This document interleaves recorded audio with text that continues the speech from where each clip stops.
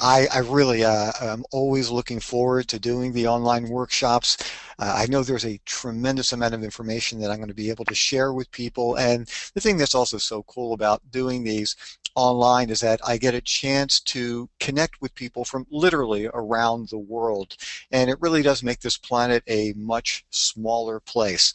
So let me start off by talking about what we're going to be discussing today. And so here are the topics. First, I'm going to be explaining what commercial modeling is all about. I'm going to share with you a technique that I created that will completely change the way that you work with photographers. It will just take your photos to a whole new level and make these shots just explode and jump off the page. And so I'm going to show that to you. How to create really strong commercial photos. This part is just essential because so many people unfortunately spend a lot of time and money having very nice pictures taken of themselves. And the problem is sometimes those shots don't necessarily sell you well. And that, to me, that's one of the main reasons why people drop out of the industry so quickly. It's because they've invested a lot of time and money and energy into putting together these materials. They find that nothing really happens for them, and then they just leave. And the thing that's sad about it is they probably have the talent, they've got the look, they just didn't have the information, and they didn't have the right materials to really give them their best chance for success. So you're going to learn exactly how to go about doing that. I also want to share with you the business end of the industry. That's another part of the industry that most people really don't learn about until either they make a huge mistake and lose a lot of money and then they learn from it, or they just simply never even get to that place. So you're going to be learning some things that will save you literally thousands and thousands of dollars. And then at the very end, I want to give you a homework assignment. So you can practice doing this. And I know I'm going to be mentioning this at the end, but I'll say it up front as well. I've created a really, really great community of people in the industry on my facebook.com/how to model page. And this is a great area where we can share information. So while you're going through this entire process of coming up with ideas for your next photo shoot, please, share the information on the facebook.com/how to model page. And that way I can give you feedback. Hopefully other people will be able to comment as well. And we can continue to grow this community of people worldwide who, instead of competing with each other and, feeling any kind of competition, instead, we've got a community of people who are sharing information and trying to help each other. And to me, that seems like a great way to not only live your life, but to run your business as well. And anyhow, so I'm just offering that to you. And also, please share that page with other people also. Like the page. That way you can get information sent to you when I update things, and you can let other people know about it too, so we can continue to build the community. Okay, so let's get started with, let me explain what commercial modeling is all about. They also call it commercial print. Same thing, print work, commercial modeling work. So one of the best ways of beginning to describe it is to compare it to fashion work. And then I'll go into much more detail about commercial modeling. But basically in the fashion world, those are the high-end models who are doing runway shows. They are helping to promote high-end designer clothing. And typically, to be a fashion model, if you are a girl or a woman, you're going to be between 5'9" and 6 feet tall. Typically, your measurements, it doesn't have to be exact. It's going to be around 34, 24, 34. And you've got to have a very specific look. Every agent, every fashion agent has a very specific look that they're going after. Some places have more of kind of all-American beauty. Some have more of a hard edge kind of look. And so there are different types of fashion models that are needed. And basically, it's a, and not to exclude men. Men are going to be between 6 foot and 6'2", and you're going to wear a size 40 jacket. Typically, that's or 40 long. Those are going to be the measurements, and there are some exceptions to the rule, but pretty much, if you are, 5'4", 5'5", 5'6", 5'7", even 5'8", sometimes it's going to make it really, really tough. It's also a young person's game. If you are over 21 years of age and you haven't already made it in the fashion world, it's going to be very hard to break into the industry. Also, you have to be living in a fashion market. So in the United States, you're going to be living in, typically it's going to be New York, LA, could be Chicago, Miami. If you're in Canada, typically Montreal is going to be the city for you, and certainly in Europe there are other places. There's Paris, there's Milan, where a lot of testing is done. But basically, you've got to be in those areas. And just so you guys know, the reason why you have to have such unusual statistics is because the designers believe that their clothes will look best in a certain size. And essentially, you have to fit into their samples. They don't make samples for the models to fit into. So you've got to fit into their sample sizes. Now, there is a whole other world of modeling out there that has nothing to do with fashion, and it's called commercial modeling or commercial print work. You see commercial models every day in tons of different magazine ads, newspaper ads, brochures, direct mail pieces, junk mail. You see us on packages. Sometimes if you buy, let's say, a cell phone, you might see a commercial model talking into the cell phone. You see us on billboards, posters, on the sides of buses, on the internet. You see us all over the place. And the thing that's so cool about commercial modeling is everybody is needed. They need beautiful women who are going to be doing ads for jewelry stores. They need incredibly handsome guys who are going to be doing ads for cruise lines. They need people with great bodies who might be doing editorial shots, which I'm going to explain to you in greater detail later, for health magazines or cycling magazines. You see us all over the place. They need infants, they need people in their 80s. So basically, if you are breathing and you can make it to a photographer's studio, there's a possibility that you could work as a commercial model. And the real trick to getting the work as a commercial model is understanding, number one, how to create the right kinds of commercial photos that will help sell you, and also understanding how to work with photographers. So let's keep going, and let me start off by sharing with you this really incredible technique that I have created, I've massaged, I've changed a bit over the years, but this is what you want to do. And for those of you who are interested in acting, this is wonderful, because for me as an actor, and probably about, well, it varies. It's funny. There are some time periods I'll get more modeling work, other time periods more straight acting work. But as someone who views themselves, like me, as an actor who does commercial modeling work, this fits into your acting skill sets, because the people who I find who get the most work are the people who have some acting skills. I'm not saying you've got to be, a Shakespearean actor, you've got to be the greatest actor in the world, but what will help you tremendously in the commercial modeling world is if you can take certain direction from the photographer and believably create a variety of emotions and expressions during the photo session, so that you don't look like a model, so you don't look somebody posing for the camera. Instead, you look believable, you look real. This is how you're going to do it. So the very first thing that I do, let's say this is a job, and I'm on the set, and the very first thing I'm going to do is ask the photographer, once we're about ready to shoot, I will ask, what are you looking for? What do you need? And the photographer might say, okay, you are a consumer and you are frustrated. And I might ask, well, why am I frustrated? Because the more information I get, the greater the chances are I will be able to deliver the looks that are needed. I do the same thing at a go-see, which is the audition for modeling. I always ask the photographer, what are you looking for? Now, just so that you are prepared.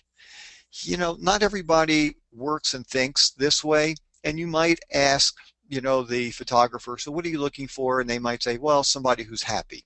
Well, see, that doesn't tell me anything.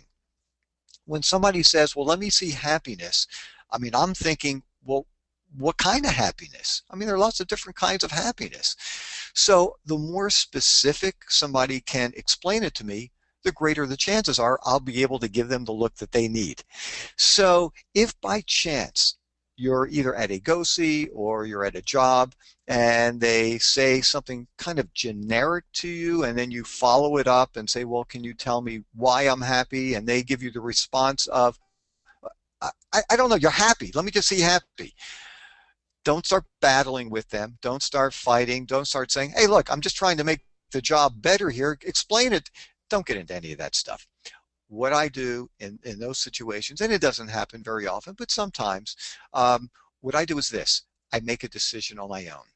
I think of a very specific reason why I'm happy. It might be the right one, might not be the right one, but you are always, always much better off giving a specific emotion that's interesting, that's believable, than just doing a generic kind of smile, because that's not going to grab anybody's attention. So let's get back to being on the set. This is a job, and I am a consumer. I know the ad's for a bank because I have already asked the agent, what is this ad for? And they might say to me, okay, well, there are two shots for this particular ad. This is a brochure. On the front cover of the brochure, I am frustrated. And the reason why I'm frustrated is because at all the other banks in town, they just treat me like a number. Nobody takes care of me. Nobody's really all that interested in me. I'm just another number to them. So I'm thinking, okay, so I am a frustrated consumer because people aren't taking care of me. Got it. Now the second shot, and that's when you open up the brochure and I go to this particular bank and I open up an account, and now it's warm, fuzzy, friendly because people really treat me like a family member. So for that shot, I know I'm going to think about people that I care about, people that I love, people who are important to me. And you will see that warmth and that friendliness shooting out of my eyes. That's what you want to do. So for that opening shot, I'm thinking, okay, so how do I do this? And by the way, at the very end, when I give you your homework assignment, you're going to practice this. But I'm going to just show you what I do, and I can do it instantly because I've already done my homework.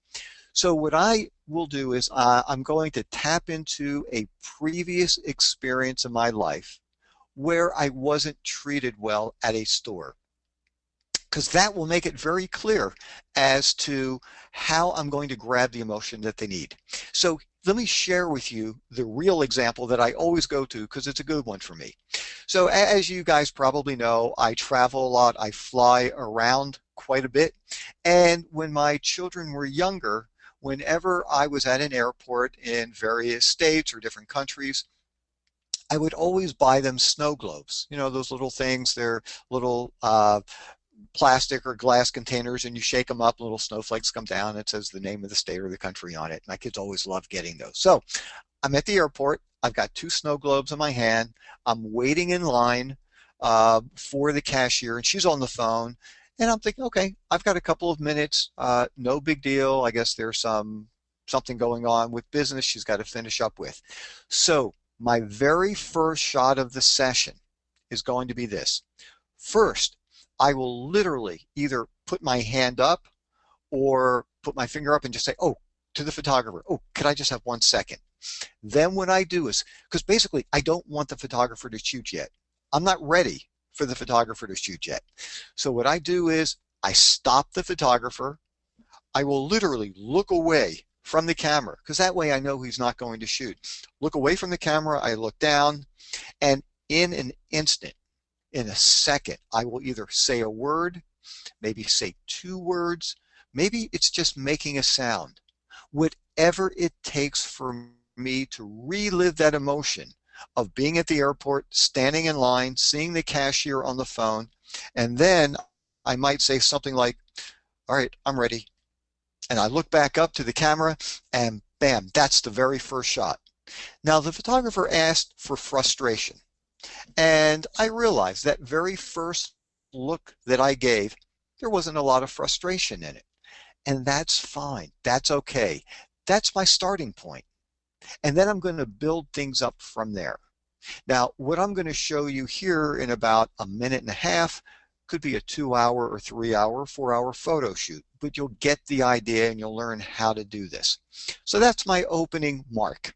Very little frustration, but that's my starting place. Next, after the shot is done, I turn away and I do the same thing, but now I'm going to build it up a little bit because, see, my goal, and this holds true whether you're doing test shots for your next composite sheet or for your agent's website or your website, or if it's at a go-see or a job, same thing. You want to show a variety of expressions and emotions. You want to give these people lots of choices, because when you give them lots of different ideas to choose from, they're going to love working with you. And when they love working with you, they're going to rehire you again and again and again. So second shot, you saw the opening one. Now I'm going to build it up a little bit more. I'm still standing in line. She's still on the phone. Come on. Wow, well, that felt very different to me. On another little side note, I don't like using mirrors to try this out. When you're doing your homework assignment, I find it too confusing. And if I'm looking at myself during the shot, I'm not really in the right place. So, and I'll talk more about this later, but just get anybody to take some snapshots, whether it's using your cell phone. If you have a digital camera, it doesn't make any difference. But personally, I don't like mirrors. Okay, so that's my second shot. Let me build it up some more. So she's still on the phone. I'm getting a little bit more frustrated now. Come on. Now I'm feeling angry. And you can see from that first to the second to the third shot, very different kinds of emotions. Now, for the very last shot of the day, now I'm going to give a very different kind of look. And now I'm actually overhearing the cashier who's on the phone. And here I thought maybe she was having problems with the cash register. She was having some technical problems, As it turns out, she's having a personal phone conversation. She's talking to a friend of hers about what she's going to be doing later that night. And I felt outraged. Like, you're making me stand in line while you're talking to a friend about what you're going to do later? That's crazy. It's not right. And so for the very last shot of the day, and I might even ask the photographer, hey, do you think you have, all the shots you need? And the photographer will probably say, yeah, you gave me a lot of different ideas. Then I might say, well, can I just play with one? I've got another idea. Very last shot of the day, I am just going to scream. I am so angry. Now, I'm not going to really scream so much here because it will blow your ears out. Probably not good for the microphone, but I'll give you like a little sample. Very last shot. Now I'm so angry because she's just making me stand in line, and it might be, come on. Now, once again, it's very, very different from all the other shots throughout the day. And what you'll find is when you work this way, whether it's a shot where you're showing frustration, maybe it's a shot where somebody just proposed to you and you've got to feel this love and this warmth. You can take that to many different places. It could be anything from shock, like you had no idea this person was going to propose to you. Maybe you're feeling overwhelmed. Maybe it's touching something inside of you from a previous experience that you're just so much in love and overwhelmed by this, you just can't believe it, which is not so much the shock, but it's the warmth and the love. There are many different layers that you can show here. That's what you want to do. Now, there are times where you might be asked to show an expression that you've never experienced. That's very possible. And let me give you a perfect example of that. I've done a number of lottery ads. And when I am asked, okay, let's see your look, you just hit the lottery. Now, the question that I always ask is, how much did I win? That's That's crucial. I mean, with that information, how could you possibly give them the look that they're going after? I've done some lottery ads where they were just, it was a special, let's say like a Valentine's Day lottery, and the top prize was $1,000. That's great, but it's not a life changer. There are other ads that I've done where I've won $100,000. Once again, that is unbelievable. It's not meaning that I can retire. Not that I would retire anyway, because I love doing this stuff. But you get the idea. Now, if we're talking about multi-million dollar hits, that is a very different kind of look. So the question that I always get is, well, how do you show that kind of look if you've never experienced that? So here's what I do. I will think of another experience that I did have. It has nothing to do with hitting lotteries, but it's a very similar kind of emotion. So for me, what I always do whenever it's a huge amount of money with the lotteries, and they say, okay, let me see that happiness, here's what I do. I think about the time when I used to play a lot of baseball. I was a pretty serious baseball player, and I was on an all-star team, and when I hit a grand slam, we win the game, I jump on home plate, and everybody's jumping up on top of me. That is my large lottery hit, because I'm in this place of, it's just unbelievable, the excitement, I'm screaming, and I literally will scream during the session. And once again, I don't want to scream too loudly here because I'm going to blow your speakers out or something. I will do it on the set, and it does surprise people sometimes. So what I will do is I will say, oh, could I just have a second? And I will look away, and because I've already done my homework assignment, I can just grab it instantly, and I will go, wow! And I just start screaming. Now, having said that, there are two time periods where I would not use this technique, where I'm thinking of a real experience, looking away, saying a word or two, making a sound, bringing the look back up, and letting it go. Two time periods. One is, oh, and before I even do that, let me just share one other thing. Once you're set in place, don't like twist your entire body and turn and stuff. What you're going to do is this. Wherever the photographer wants you to stand, I just turn my head and bring it back. So that way you're not doing any kind of big movement. You're not going to go out of focus. You're not going to change where you were. And it's just a simple head move and then right back. And if you are going to be using your hands, something that I also ask the photographer, what is in frame? Because if I go like this and everything is in frame, that's great. But if I go like this, then all of a sudden, parts of my hand and my arm are cut off. And that's not a good look. So if hands are going to be moving in the shot, like, wow, something like that, I always ask the photographer, is this an okay spot? And then what I do is I find a landmark for myself. And I know my left hand is going to be hitting the edge of, well, in this case, my monitor. But, maybe if you're in the studio, maybe it's a light, maybe it's a wall. And that way I can look away and bingo, I can hit this look all day long. And I'm making things go very, very, very smoothly. So the two times you don't use the technique. Number one, if the photographer happens to say to you, I don't want to see it. I don't want you to use, I don't want to hear any sounds. I don't want to hear any words. It's only happened to me a couple of times. Honestly, I don't understand why they would have a problem with it. To me, what I've experienced is that most photographers absolutely love it, because they are working with an actor. They are working with somebody who's bringing many different expressions and emotions, and it allows the photographer to concentrate on the technical aspects of the shot. He's not pulling teeth, trying to say, no, you're really supposed to be happy, and you kind of look a little sad. Could you maybe open up your mouth a little bit more? They don't have to deal with any of that stuff because you're bringing so much to the table. So if that happens, then you're not going to fight with the photographer. You're not going to say, hey, what's your problem? Once again, they're paying you. They're the boss. You listen to what they have to say. And I'll show you how to deal with that in a second. The other time you don't want to use this technique is if you're doing a job, a modeling job with another model. who just isn't capable of doing that.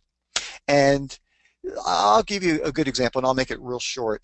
I was doing a scene with a model, and she was supposed to be portraying my wife, and we were out celebrating. Um, and so we're in this very romantic restaurant, and I did what I would do with any other kind of acting job, and the photographer was fine with this.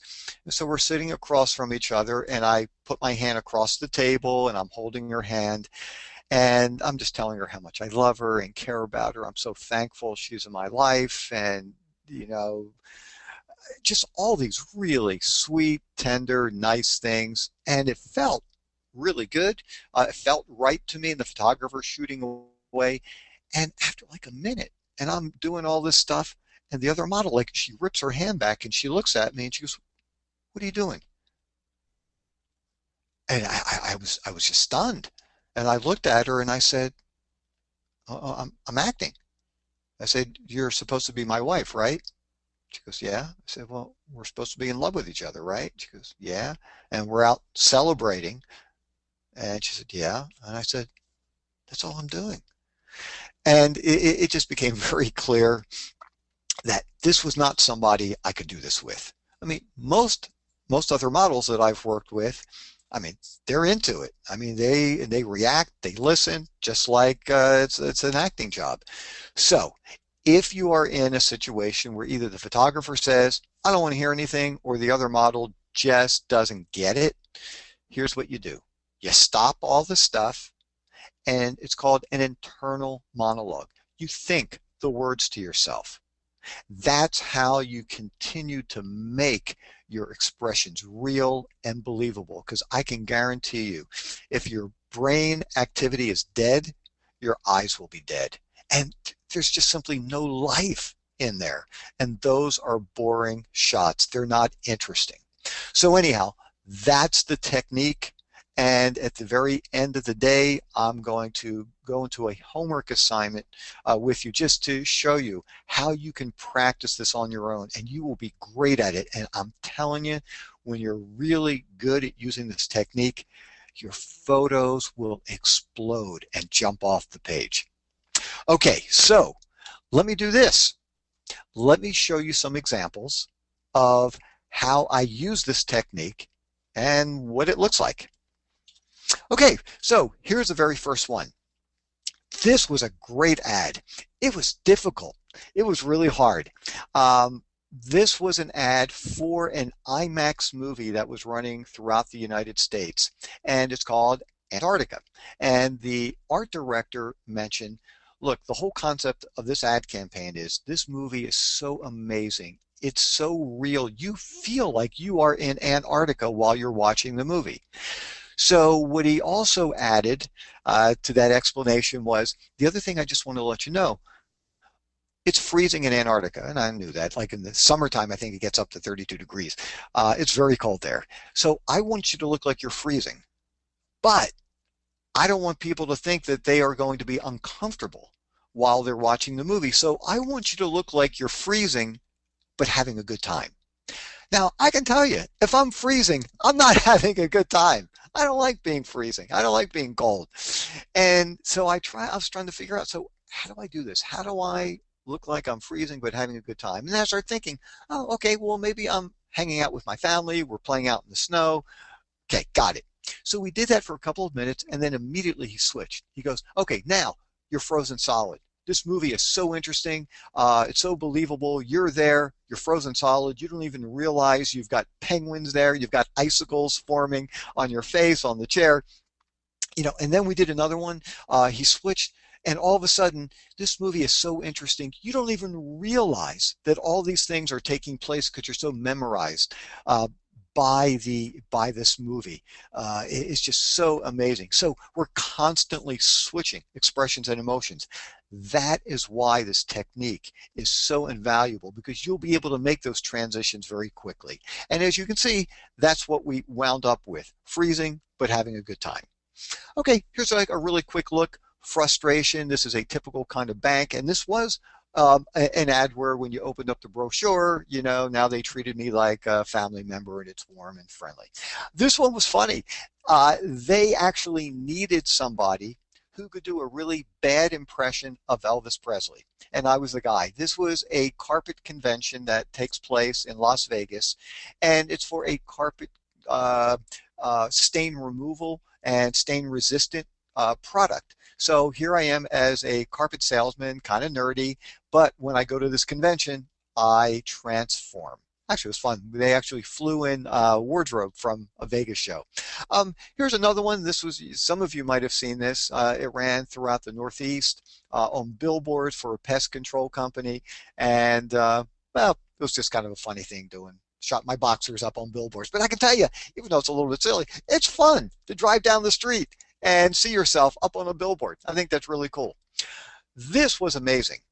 And just on a, once again, a little bit of a separate note, just because you don't live in a major market doesn't mean that you can't do incredible jobs. This was shot in a very small market in Southern Virginia.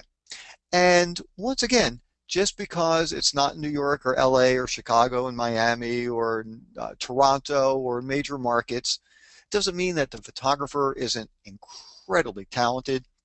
The people from the advertising agency are amazingly creative. You know, for whatever reason, people have chosen not to live in a major market. So even if you're living in a small, smaller market, don't dismiss it. Don't think that there aren't some great jobs available for you. This was a phenomenal job.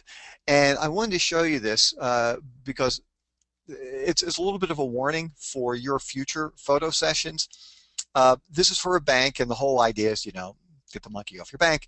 So this is Freddie, and Freddie is a capuchin monkey, and I'm great with animals. I love animals, and when the agent called me and said, "Look, they want to book you. I just got to make sure. Are you okay working with a monkey?" And I thought, you got to be kidding me! Oh my gosh, what a day! I'm going to be able to play with a monkey. Yeah, it sounds like the greatest job in the world. And so I went to the set, and fortunately, Freddie, he really liked me. I really liked him. He was grooming the back of my head, picking at my hair and stuff. And we did 7 shots on the first, and at this time they were using film, first roll of film. And for whatever reason, something got into Freddie, and he jumped off of my shoulders, and he went flying in the air, and he landed and bit the assistant photographer on the arm. And if you look at Freddie's teeth, they're sharp, they're big, and it was frightening. It was like a surgeon taking a scalpel and slicing this guy's arm open. I felt horrible. And I was shaking because he was sitting by my carotid artery. This guy could have killed me if he didn't like me. So the thing is, when you are setting up your test shots, actually there are two things I want to share with you about this. One is when you're setting up your new test shots, commercial shots, number one, don't use babies, don't use animals. They're unpredictable. And I'm not saying, if you've got a puppy, I wouldn't be so concerned about being attacked and mauled. But the thing is, it's hard to get them to do what you want them to do, just like with infants. So make your life easy. And I would avoid using animals and babies for your next test shots. The other thing, too, I just wanted to share with you. I made an assumption, and I guess my agent made the assumption, here we're working with an exotic animal. It's not like working with a kitten or, a dog. It's an exotic animal. I just assumed it was a professionally trained capuchin monkey. As it turns out, the owner of this animal is a gynecologist who has a farm. He's got a lot of, really neat animals. So it was a friend of a friend of a friend of the photographers, and they, it wasn't professionally trained. So if you're working with an exotic animal, you might want to ask the agent to find out, just to make sure that it is a professionally trained animal that is used to working, in front of cameras, used to people, and that will take some of the fear out of potentially getting, bitten. As you can see here, I do a lot of shots with animals. It was a Vietnamese potbelly pig. This guy was amazing. He's done lots of operas, TV commercials. He was very comfortable on the set. So I'm just going to flip through some of these. Frustration, which is an interesting kind of look, because you see a lot of these kinds of ads when you are considering putting together some new shots. But there are different kinds of frustration, and that's why you've got to ask, why is this person frustrated? Here's another kind of frustration. This one's a little bit bigger, a little bit more over the top. This one's kind of a silly kind of frustration. And I gave them lots of choices. And this is what they wound up using in the ad. Now, this isn't frustration. This is being incredibly uncomfortable and cold. It was for an air conditioning company, and I literally was in a bathtub, and they they actually poured buckets and buckets and buckets of ice into the tub. That was a very cold afternoon. Okay, some other animals. Sick. You guys might consider doing sick shots. Now, what I mean by that is this. Normally, you think of, oh, I want to be a model, and everybody thinks of beautiful shots. And if that's right for you, if that's a good look for you, then absolutely do that. But you will also notice there are tons and tons of ads with people feeling sick, people looking sick. So maybe those are shots you might want to consider putting together. And there are many different types of sickness as well. But as you can see here, I do a lot of sick shots. And I'm pretty good at it. I'm pretty good at looking sick. This one I love. Always love this shot. This is a pharmaceutical ad for people with bad livers. And the whole concept of this ad is people don't take care of their livers because they can't see it. So what they did was, the makeup artist was phenomenal. She had an anatomy book, and she had pictures of bad livers. So what she did was she made my face look like a bad liver. And, ooh, a little bit creepy to look at, but that's what a bad liver looks like. Now, it's a great commercial photo. No, is it something that I would get if I went to a glamour photographer? I'm not going to be lying on a a white carpet looking like that. And it's not the kind of shot that my wife will have in her wallet. So when people say, "Oh, I heard your husband's a model. Do you have any photos?" No, that's not the kind of shot that she's going to pull out. Well, at least hopefully, and show and say, "Yeah, isn't he a good-looking guy?" But it's a great commercial photo. It grabs your attention. And what's also really interesting, it shows I've got acting skills.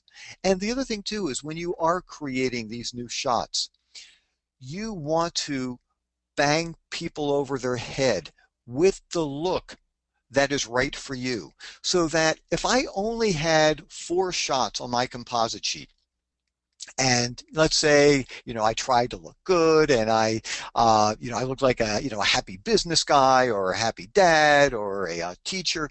Well, if they needed somebody who looked sick and it was a pharmaceutical ad, they wouldn't necessarily be able to see it from those photos. So what I like to do for all of my composite sheets or for agents' websites, bang people over the head with the look so they don't have to use their imagination. I wonder what that guy, I wonder if he could pull off the 6 shot, because you are going to show it to them and they can see it, and it will make it much easier for you to get booked for those kinds of jobs. So I go from being sick, and as you can see here, I do a lot of healing. I'm a doctor. I do a lot of doctor shots as well. Sometimes it's the frustrated doctor. Sometimes it's the doctor who's going to be very helpful to you. And sometimes I'm the happy patient because I've been healed by the doctor. Here's another pharmaceutical kind of shot, and it's a different kind of expression. And I'm a little bit concerned. Now, I wanted to show you this one. I'm the guy on the left, I'm in Crybaby, and I'm throwing Johnny Depp out of the courtroom. And the reason why I'm showing you this is because they use glycerin to create the tear. And you can see it on his cheek. And glycerin is very clear, it's thick, kind of looks like syrup, and it was great for the movie because they could place the tear wherever they wanted it. It stayed right there. But the reason why you never want to use glycerin in a shot, and it's not so much for the tear. I've heard of some people trying to use it to create and give the look of perspiration on your face. So if it's an exercise shot or a workout kind of thing, people put glycerin. The problem is if it gets in your eyes, it will burn your eyes like crazy, and your shot is going to be done for the day. So if you're going to do an exercise shot, and your hair is going to be a little bit out of place, or you're showing perspiration, a little sweat, the best thing is, well, maybe run around a bit and actually perspire, or get somebody to spray you with some warm water. And that's a great way to show perspiration and not worry about turning your eyes red. But as you can see here, when you use this technique of thinking of the right emotion, looking away, bringing the look back up, you can see many, many different types of looks. And that's what I always try to do. Show many different types of looks. That's very different. That one's wild. And actually, I've got to say, for all the women out there who have really long fingernails, I have no idea how you live like that, because so they had to put these long nails on me. I opened up the door once, I broke the nail. I had a little itch on the side of my face, I almost poked my eye out. I don't know how you do computers, but well, it's a funny little shot. Molson beer. I know you look at me and you might not think, oh yeah, Aaron Marcus, I'll bet you he could be the rock grunge guitarist. No, that's not the look that I normally give in real life, but I got cast as the rock grunge guitarist for Molson Beer, and it's because the photographer had worked with me before. He knew I could pull it off. He knew I could give him the right expressions and emotions. Even though there was nothing on my card that indicated that kind of, look, still the photographer was able to convince the art and creative director at the advertising agencies I was the guy, because they could see the wide variety of expressions and emotions that I could deliver. And that's all through using that technique. So with the right wig, with the right makeup, and I also, and this I always find this helpful, and if you're comfortable doing this, I mean, this was a photographer that I knew, I've worked with a number of times. I asked him, hey, could you put some music on for me? I think that will really help. So I'm screaming, I'm singing along and playing the bass a little bit, and I thought it was a pretty good look. Special effects makeup. Look, you are never going to be asked to do special effects makeup. They hire professionals for that. And for a shot like this, it actually took longer to get in and out of makeup than to do the actual shot. But what you do need to do is learn how to do basic makeup. They don't always have a makeup artist on the set. Sometimes they just don't have it in their budget. So what you want to learn how to do is just make your face a nice even palette. So if you wake up the morning of the shoot and all of a sudden there's some dark circles under your eyes, you know how to cover them up. If something grows on the side of your face that wasn't there the night before, you know how to conceal it. And so it's a really important thing to be able to do. If you have to, maybe you can even go to a department store that has a big cosmetic department and just watch how they do makeup. I mean, I really learned how to do makeup from being on sets, watching makeup artists work, asking questions, asking them what kind of makeup would they recommend for camera work, which is different than for regular, normal everyday activity. Just so you guys can see a little bit more special effects makeup. I'm always fascinated, like for this kind of ad, why did they hire me? I mean, I do have very expressive eyes, but there really are a lot of people I'm sure they could have hired. And I guess part of it is they just knew that I could be expressive. They trusted me. They knew I would show up on time. They knew that I would bring ideas to the table. So I'm not complaining. Sometimes I just, you just kind of wonder. You can hardly even see the person. But they cast me and it was fun. It was a fun job. That one's always weird to see what you might look like, at 80 or 90 or something. And by the way, there is a lot of special effects makeup on that one, just in case you are wondering. Whew, that one's always a little creepy. Now, normally you're going to be stationary. You'll have, a mark on the floor, and the photographer will tell you exactly where to stand.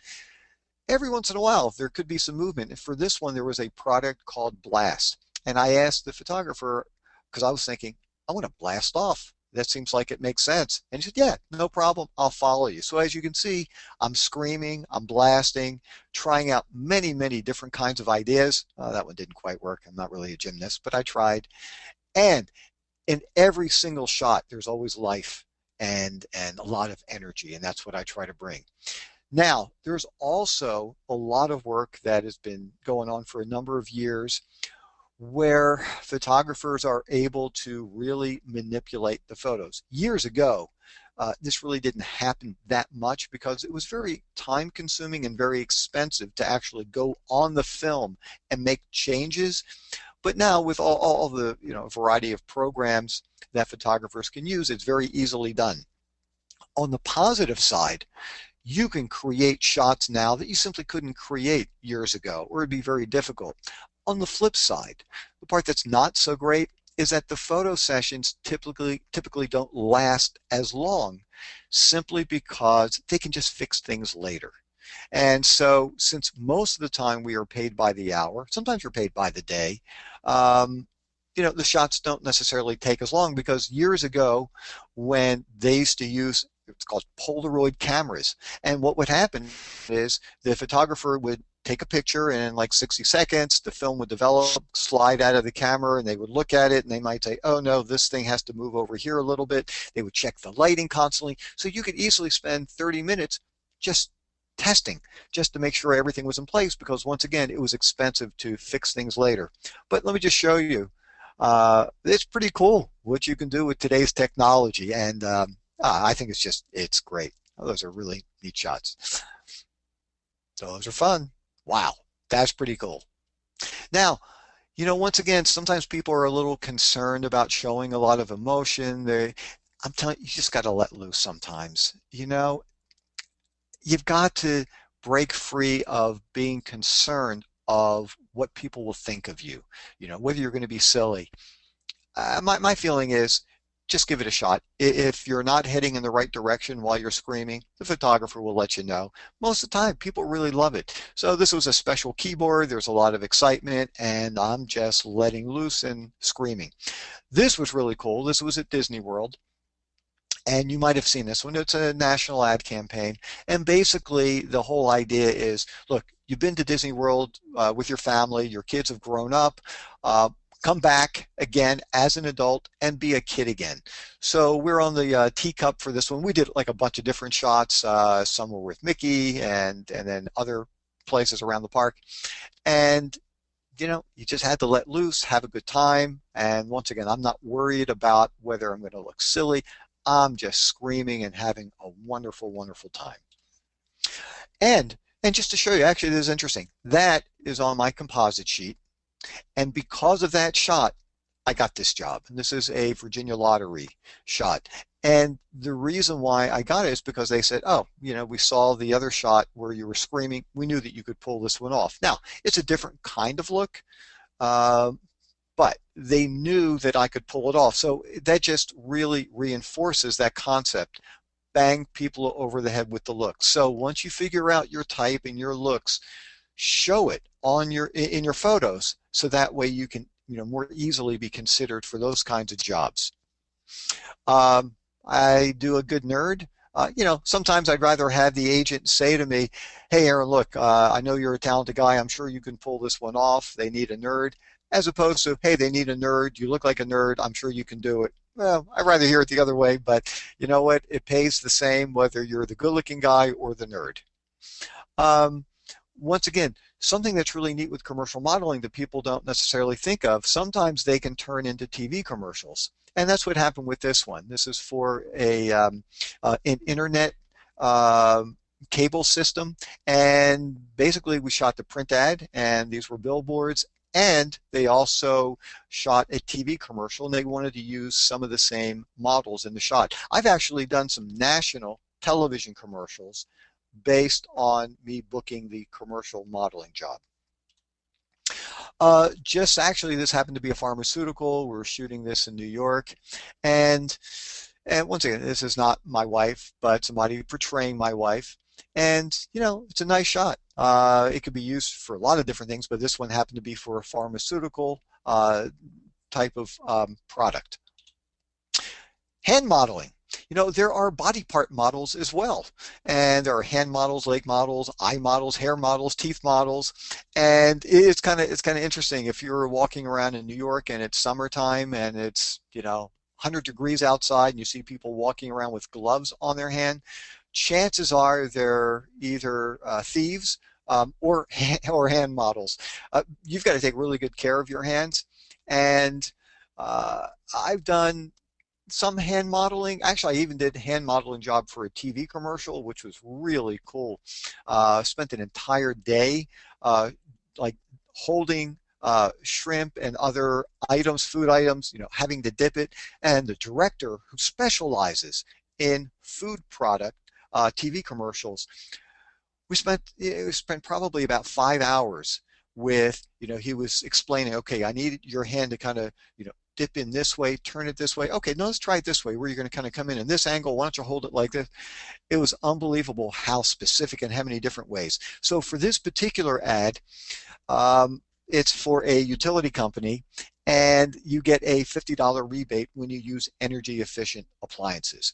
So the whole idea here was, you're going to be handing out $50, and we spent hours, literally hours, trying out different ways of holding the $50. Is it going to be this way? Is it going to be this way? Maybe this way, maybe this way. Hold it like this, hold it like this. It was really pretty incredible. And so if you think you've got good hands, then on your very first composite sheet, I wouldn't have a shot with, just your hands showing, but, make sure your hands are visible. And that is one of the pieces of information you will have on your composite sheet. You can say good hands, and that way you can be considered for hand modeling jobs as well. So this one, it's one of the highs and lows of the industry for me. I mean, not terribly high, not terribly low, but I was very excited. Got cast to do an ad for the Wall Street Journal in New York, and it was very exciting. I thought, hey, this is pretty neat. So I'll go up to the photographer studio, and I mentioned to you before about finding specific places, landmarks, so you can have your hands or your body in a certain place and you can hit that mark all day long. So the photographer handed me the newspaper, and I said to him, okay, should I hold it like this? And I was starting to line up my marks, so I knew my right hand would be here, my left hand's here, and I could see exactly where it should be. And he said, no, actually, it needs to be a little bit higher. I said, oh, okay. So I raised it up a little bit. I said, is that good? And I'm starting to line up my marks. Nah, I need a little bit higher. I said, like this? He goes, perfect. So as you can see here, that's me in the Wall Street Journal. Once again, why they hired me, I have no idea. I do have a great back, I've got to say. But it was really fun doing this pharmaceutical ad.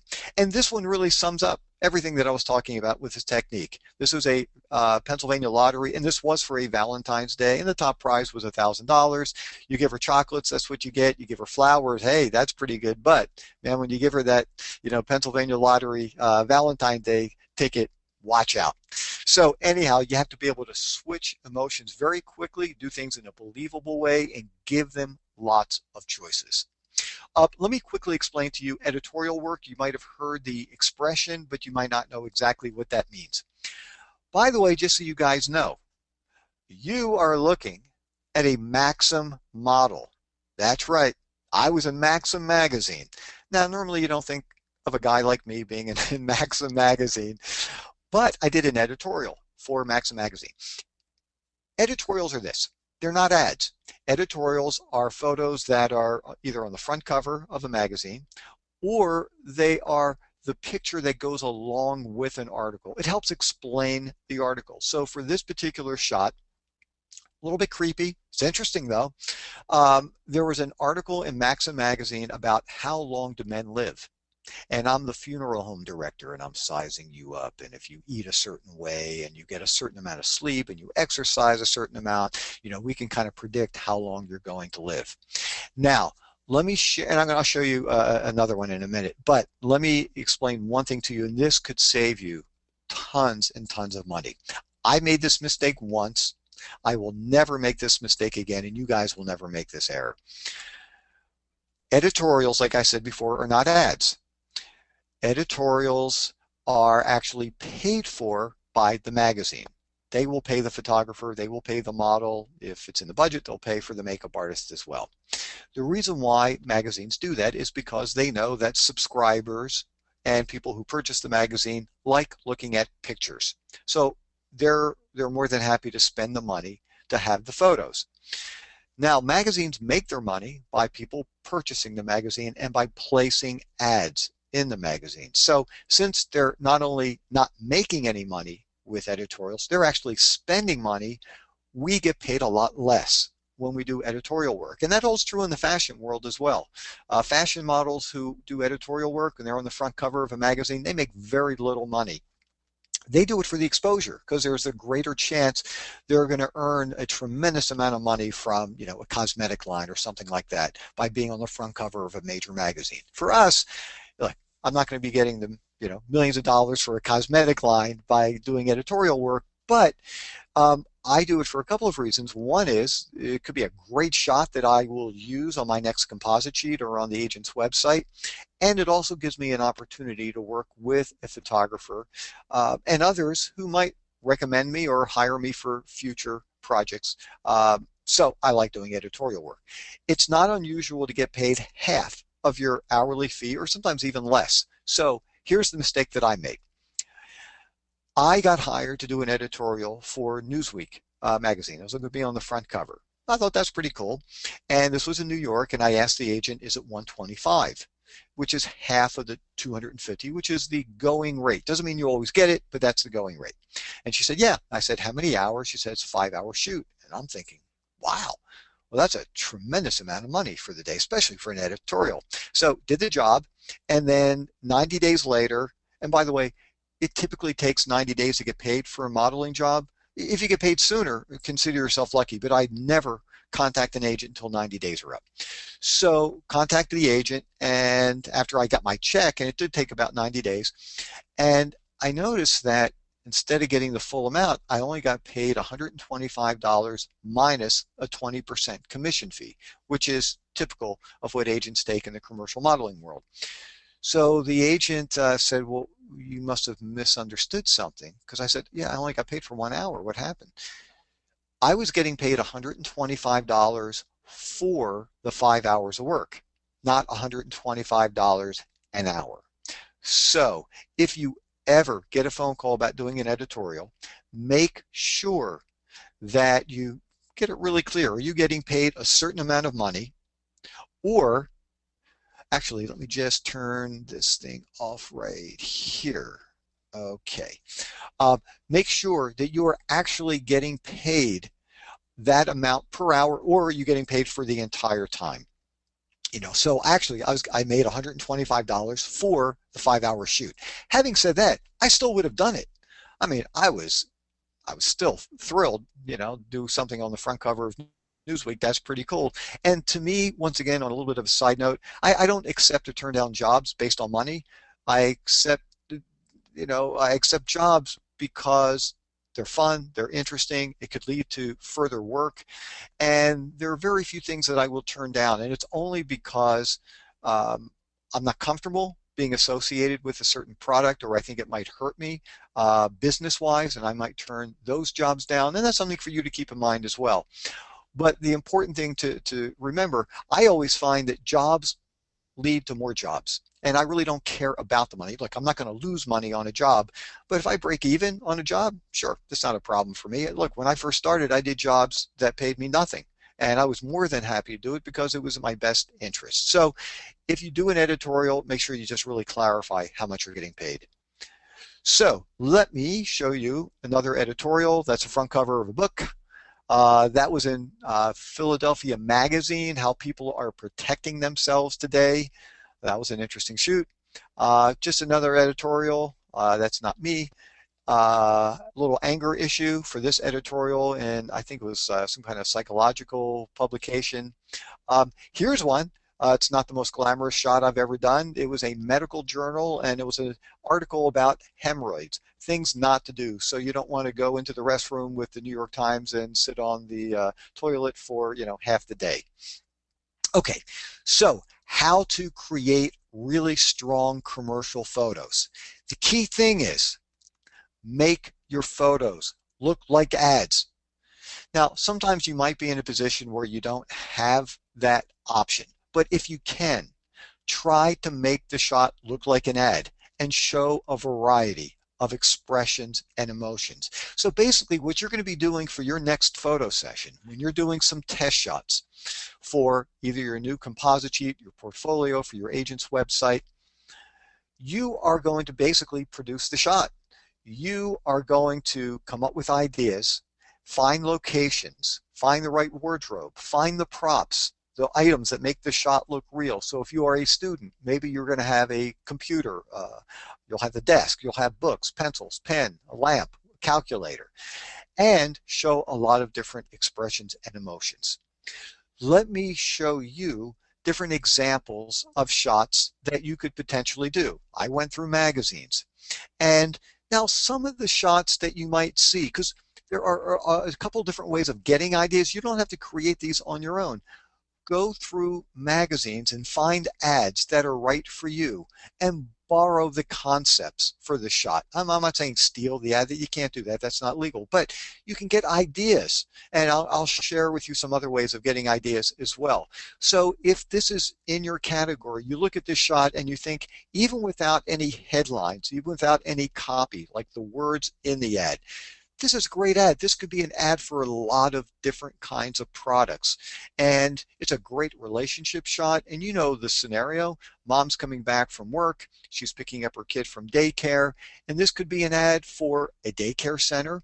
This could also be an ad for a product that helps make your work more efficient so you can spend more time with your kids. This is a great ad campaign. It happens to be actually, I'm trying to remember exactly what this one was for. It was some kind of holiday card. I don't know if it was probably Valentine's Day. Anyhow, it's a really cute shot. And even if you didn't have the headlines or the logos and all that kind of stuff, it's a really, really very sweet shot. I like this shot very much, and this is something that maybe you guys could adapt as well if it's right for you. You're traveling, you get a flat tire, you're stuck on the side of the road. It could be for road service. It could be for a product that inflates tires, maybe some kind of insurance plan for tires or for your car. The only thing is you want to make sure that the expression really fits things. Personally, I would have gone with a different kind of expression in this kind of shot, more of the frustration, maybe the anger. You're running late to something now, as opposed to this looks more fearful, which I would go in a different direction with it. But the concept is really good. And as you can see here, not everybody has to have the greatest body in the world in order to do commercial modeling. Love the kid's face, even if you didn't have the logo, the brand name, all the copy. This can be an ad for a lot of different things. Here was a test shot that I did very early on, and I made a mistake here because I have cores, and you really don't want to have the name of a company in there. But I thought, I could get the job as the farmer. It was very expressive.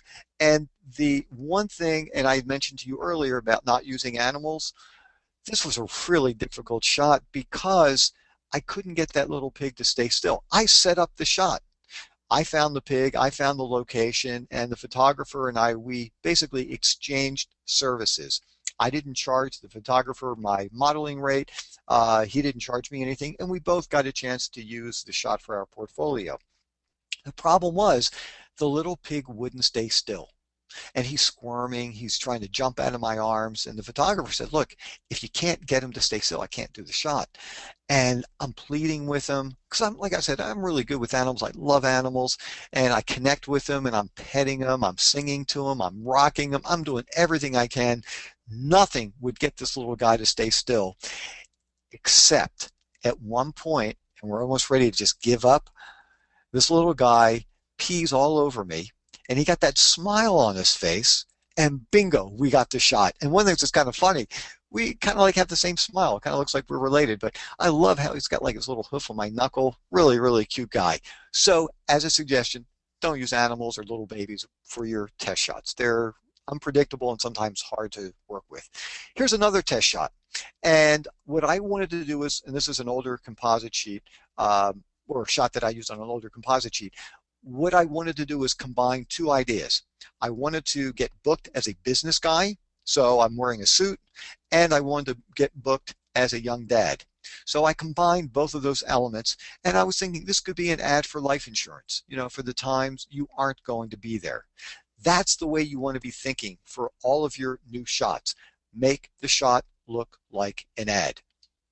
Here's another shot where, once again, I'm the young dad. I had this on my composite sheet, and I was thinking, there were two ideas I had. Once again, I'm thinking, okay, so what's the ad? Well, the ad for this was the 529 plans, college, save for college funds, those kinds of plans. I was also thinking it's some kind of reading program for young kids, get them started early. And the crazy thing was, there were some people who actually thought those were real, it was a real ad. And really, I thought it looked great. Um, here I kind of broke my rule of not using a little kid. This is my son, and it's an old shot, and I knew I could get him to stay still because he was really into reading or having people. No, he's not really into reading at that age, but he loved it when people would read to him. So I knew that I could get him to really follow along, and I could get him to really look at the page. I knew it would work very easily. That's why I did use him for the shot, and really, it was a great photo. Here's another shot. Look, I'm a good nerd, so I set up a shot where I look like a nerd. And this, once again, this is a test shot as well. This is a great shot from a magazine. And not only is she not looking into the lens of the camera, her eyes are closed. And it's just a phenomenal shot. And she is showing her hands in the shot. It happens to be for orange juice, but it could be for a lot of different things. And you'll notice her hair is at a place. She just finished this great workout. It's a really good photo. Here's another good shot. Once again, when I say 6-shot, this would fall under that category. A nice relationship shot. Great relationship shot. And you don't have to mug the camera. You can be looking at somebody else in the shot. Here's another good idea. Personally, I would have liked to have seen a different expression on the woman. I think the guy is fine, but the woman she's not really showing me the happiness in the believable way that I would like, but it's a nice idea for a shot. Here's another good idea once again, I just got from a magazine. This is the way you want to be thinking for all of your new photos. These are strong commercial shots that look like ads with really good expressions and emotions. Just another one, a really nice shot. Great relationship shot. This is another one. They just finished a game. Nobody's uniform is perfect. This is a lot different than what a lot of people do, where they might just stand there with a soccer ball, stand there with a basketball, smiling into the lens of the camera. There's excitement. They just won the game. They've got some mud on them. It was a good game. This is phenomenal. This is something that you could do even without the logo, even without the copy, without the headline. A lot of people could do this shot. It's a great commercial photo that puts you into the category of being able to do a lot of pharmaceutical things. And this is good for kids as well as adults. Okay, so finding ideas for your new sessions. And like I said, you don't have to come up with all these ideas on your own. There's something called stock photography. And if you're not familiar with it, let me just explain it to you very quickly. And I never tell people whether they should or should not do stock photography. I will give you the information and then it's up to you. Basically, stock shots, when a model gets hired to do a stock shot, it's not an ad.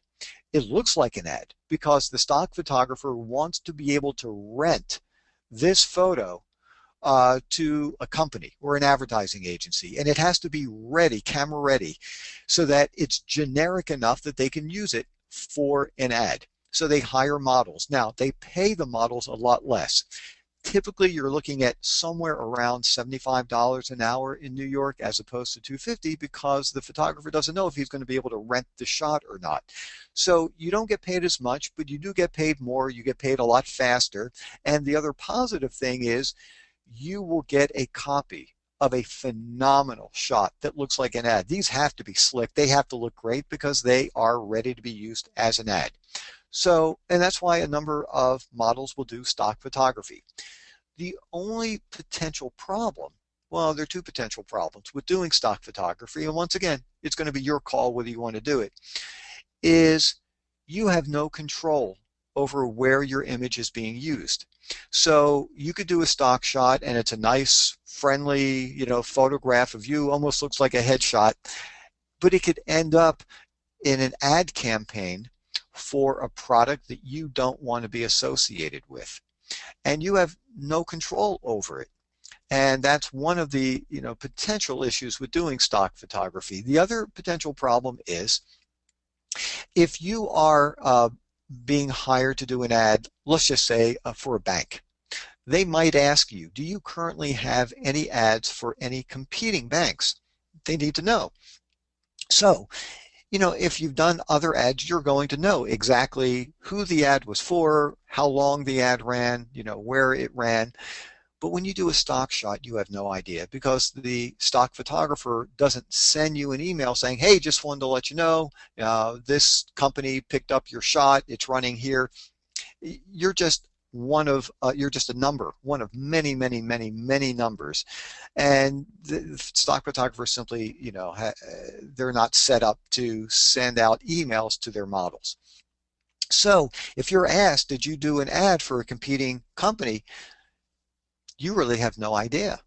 And if you say, well, not to the best of my knowledge, and you do an ad for this particular bank, and all of a sudden a month later, some other bank happens to use your stock shot, that could create a lot of problems. So I can just tell you, years and years and years ago, I did a couple of really funny stock shots that I thought would be very helpful to me. I haven't done stock photography for a long time, just because of those concerns. The reason why I'm mentioning stock photography to you right now is, one, I think it's important to know about it in case you still are interested in doing it. But there are also really good ways of getting ideas for your test shots. And I've listed 3 different places, stock photography websites, that you can go to. And basically, if you think that you should be doing some ads as a student or a teacher or a banker or as the dad or as a weightlifter, as a gymnast, who knows, as a doctor, as a lawyer, you can do a search on these websites and you will get some really good ideas for your next photo session. Now, some of those shots are too generic, and it just wouldn't work unless you've got the words in the shot to make it look like an ad. But some of them would be phenomenal for you. So anyhow, it's another way, along with going to a bookstore and looking through tons of magazines. Also go through some stock photography websites, and you'll be able to find some really, really strong ideas. Composite sheets. Okay, so basically, once you've gotten the photos together, one thing that you can do is create a sample composite sheet. And basically what that would entail is maybe taking 4 or 5 photos and put it on a single sheet of paper, go to a local printer and have your name and have the 4 or 5 photos and then your contact and other information on the card, and show it to some agents and get some feedback, and see what they have to say. If they like the shots, then you can go out and spend the money and create a composite sheet on your own. Or if you're in a position where the shots are good, the agents have already approved it, then you can go out and get them printed up. So let me just show you some composite sheets, and I'm going to run through these really quickly. For this first one, it's really a 2-sided card. The first 2 photos are on the front, and the one on the back, on the bottom, is on the back. And as you can see, there's a shot where there's a guy, and by the way, this guy's a really talented commercial model. He's done tons of stuff. The photo on the back, there's one where they're on the phone. That actually is a stock shot, and it's a really, really good shot. So I just wanted to share that with you. Here's another composite sheet, and as you can see, this woman works a lot. She's not, a young teenager, but she gets a lot of work, and you can see the kinds of jobs that she gets. Michael was probably the most successful commercial model I ever knew. This guy worked all over the place. Now, the difference with Michael's composite sheet, as with many others, I've been talking about show a variety of expressions and emotions, don't do the same look. Well, Michael did show pretty much the same look. He just happens to have such a strong commercial look. Just a really good-looking guy that he was able to get away with that. And as you can see here, there's shot after shot after shot of Michael, but he looks great. He also is a hand and foot model, and you can see why he gets those kinds of work. He's got great hands, great feet, and I love that shot with the cigar. I think that's very, very funny. Very talented toes. Another great composite sheet, and you can see on the lower left, once again, that's actually the back of the card. It's a really good teacher kind of shot, and maybe some of you can do that. Maybe this is a real ad, I really don't know, or if it's a test shot, but she found the location, found the kid. It's a really, really great shot. Here's another really good comp card. This is actually 4-sided, and I'm showing you 3 of them right now. Headshots on the front, and then you've got a lot of other shots. It's just a really strong card. The business guy, the doctor, relationship shots, high-end vacation kinds of shots. And basically, this breaks all the rules of what I was talking about. None of them look like ads, but he looks different from shot to shot to shot. I think it's really, really good. Let me share with you the business of the business. In my book, and if you don't have a copy of the book, I really highly recommend that you do, because it will just be invaluable to you. There are sections you're going to read over and over and over and over again, and you can get a copy at howtomodel.com. But on page 74, I've got a model release form that you can see. And here's a portion of it. At the end of every modeling job, you should be asked to sign a model release form. And basically, this is a legal document giving the photographer permission to use your image. If you are not an adult, you need to have an adult sign that release form, and you have to sign it, because if you don't give the photographer permission to use your image, you could be up on billboards throughout, North America, and if there's something about the shot that you don't like, you can say, hey, I don't like the way my eyebrows look, take it down. They'd have to remove it because you didn't give them permission. So they need you to sign the model release form. But here's something that's really, really important that most models have no clue about, and they make this mistake all the time. I can guarantee you, when you're on a set and everybody's handed a model release form, 99.9% of the people will sign it and hand it back in. You don't want to do that. I put these things in yellow so you can see it. You will find either these exact words or very similar words in every model release form that basically says they can use your image for any purpose or through any media whatsoever. And they can't. Your agent negotiated a fee based on its usage. And what I mean by usage is this. If the ad is running, let's say in a newspaper, magazine, brochure, direct mail piece, you will get either a day rate or an hourly rate. If it's in a high exposure format, those are billboards, posters on the side of a bus, on the internet, on a package, typically you're going to get a bonus on top of your regular fee, because when you are in a high exposure format, you could lose work. Now, you want to be in a high exposure format. Like I mentioned earlier, it's cool to drive down the street and see yourself on a billboard. When I was driving down a major highway, 95, I was heading south, and there was a truck driving north on it, and all of a sudden I'm looking at the truck, and on the side of the truck I saw that Virginia lottery ad that I did, that you saw me with, I was screaming, and I was thinking, that's cool, that's me, I'm on the side of that guy's truck. It was pretty neat. But the reason why you could lose money is because, number one, when you are in a very high exposure format for a particular company, no other companies are going to hire you in that particular area.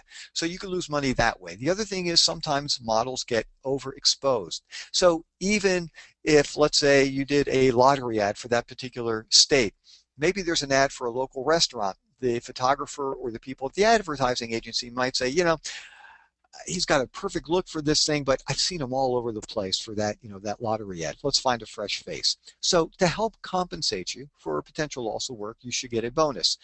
So when you find those words that says that they can use your image for any purpose or through any media, you scratch those words out.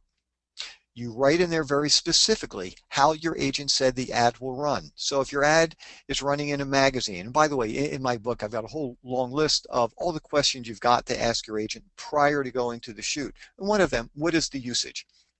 So if the agent said it's running in a, in a magazine, so you write in the model release form for magazine only. If it's a newspaper, for newspaper only, you initial it, then you sign it at the bottom.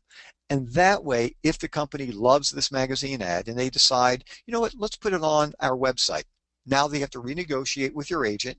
You get paid more money and your agent gets paid more money. And just so you know, you're not trying to fool anybody. You're not trying to rip anybody off. All you're doing is clarifying in this contract what your agent has already negotiated. And if for any reason, and this has only happened to me once or twice, where a photographer got upset, and started saying, what are you doing? You can't make this change. It's a standard release form. Here's what you do. Blame it on your agent. Just say, look, my agent said she would kill me if I signed this thing as is. Do me a favor, call my agent. Whatever she wants me to do, I'll do. Now, one of two things are going to happen when they call your agent, when the photographer calls your agent.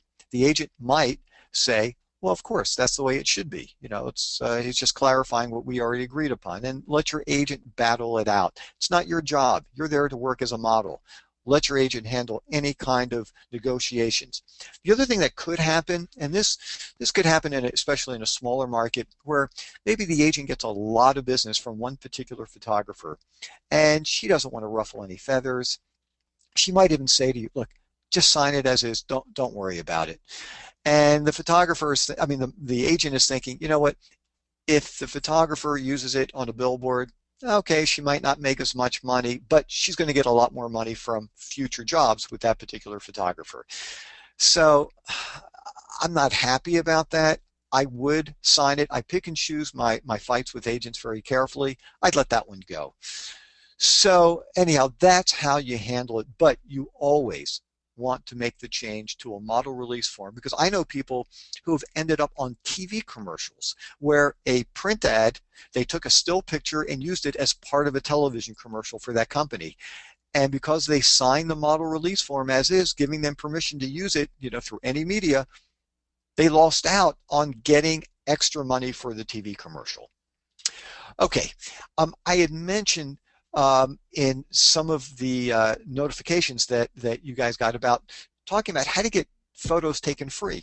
Well, one of the ways, and I want to make sure I remember that, is going to a local college or university and go to the art department and see if they have photography classes. If they do, speak to the instructor and show them some of the ideas that you have, because you will have made copies of magazine ads or ads from stock photography websites, and show the instructor your ideas for some really strong commercial photos, and ask, are there any students in your classes who would like to build up their commercial portfolio?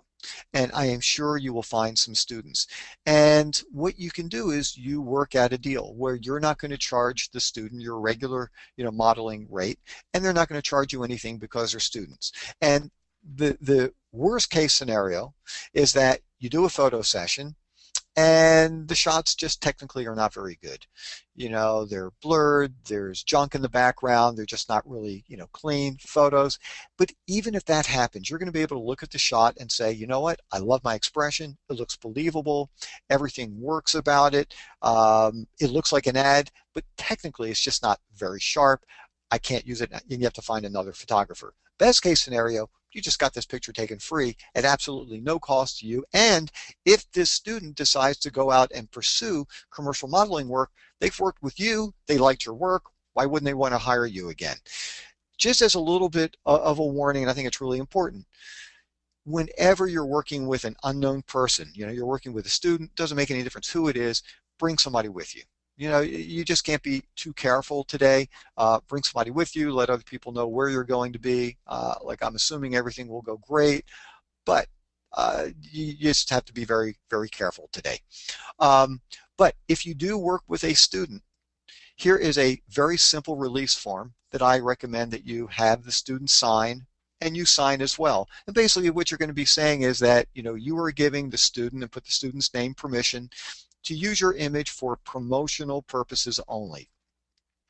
And so basically what that means is, if the student wants to use your shot, the one that you did, on his or her website, that's fine. If they want to create a composite sheet and use it as a sample of their work to try to get more commercial modeling work, that's fine, just like you will.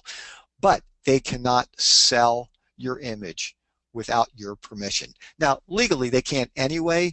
They own the copyright to the photo. Whoever pushes the button down on the camera, they own the copyright to the image, but that doesn't give them permission to actually sell it without your permission. But I think when you get them to sign it, it reinforces that idea, or in case they didn't realize it, they can't sell it without coming to you first. And if that does happen and they come to you and they say, hey, look, somebody loves this shot, they want to use it in their ad campaign, then you can negotiate a fee, which is pretty cool. So make a copy, so you get one, they get one, you both sign it, and that's a great way to do it. I would also make sure that your name is on there as well.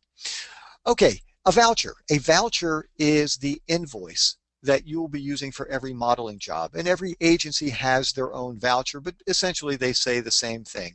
Normally it's a 3 color-coded carbon copy, and you fill it out and you will have gotten just about all the information ahead of time, except you will be putting in, your exact hours that you worked, start time, finish time. They sign it, whoever's being, billed, you sign it, and then you always keep a copy. You give a copy to whoever is being invoiced, and then the other copy goes to the agent. Get the voucher to the agent as soon as you possibly can. What I prefer to do whenever possible, drop the voucher off in person. If they live far away, then you can always fax or to mail it in. But that starts the billing process. But so you don't want to stop into an agent's office unannounced and just walk in and say, hey, how you guys doing? Any work for me? Haven't heard from you for a while. The agents really don't like that for the most part. But if you have a reason to stop in there, that's great. And having a voucher, that's the best, because what you're doing is you are sending a message to that agency that you are working, you're making them money, so they should continue to submit you and really push you to the top of their list because you book jobs. Really quickly, just for a little piece of business, never throw your voucher away. Some models, once they've gotten paid, they toss it out. Never throw your voucher away, because if on your voucher, and you should have this, how long the ad's going to run, that information should be in there. And let's say there's a 12-month usage for this particular ad. And let's say 2 years down the road, somebody contacts you and says, hey, I saw your ad running in a certain magazine. And you're thinking, well, wait a second, I did that a while ago. What I do is this. I've got a really nice format, and you can either put it in an Excel spreadsheet or 3-ring binder. It doesn't make any difference. Every job that you do on a sheet of paper, you'll have the year, and then have the date, the name of the agency, and all the contact information. If it's a modeling job, the photographer, the advertising agency, the makeup artist if they have one. And then when you get your voucher, you're going to put your voucher in a little business envelope that says vouchers for that particular year.